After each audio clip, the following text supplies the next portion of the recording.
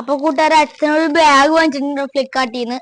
മഴയൊക്കെ ആയതുകൊണ്ട് ഷൂട്ടിനൊക്കെ പോകുമ്പോൾ വെക്കാൻ വേണ്ടിയാണ്. നമുക്കൊന്ന് അൺബോക്സ് ചെയ്യാം.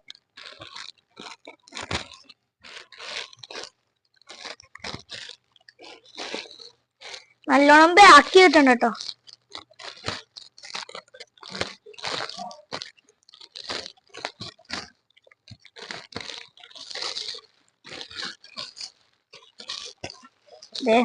ഇത് ഇനിയൊരു പാക്കേജും കൂടെ ഉണ്ട്.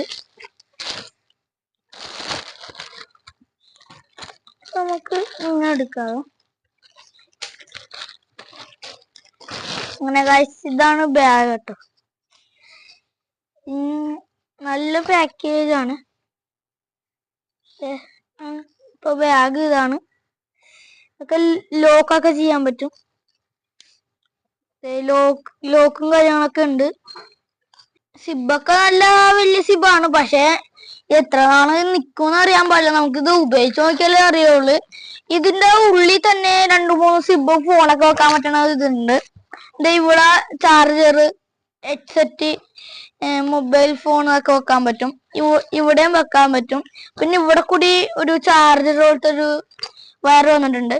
ഇത് ഇവിടെ പവർ ബാങ്ക് കുത്തിയാൽ ഇവിടെ ചാർജറിന്റെ വലിയ കുത്തിയ ഫോൺ ചാർജ് ചെയ്യാൻ പറ്റും.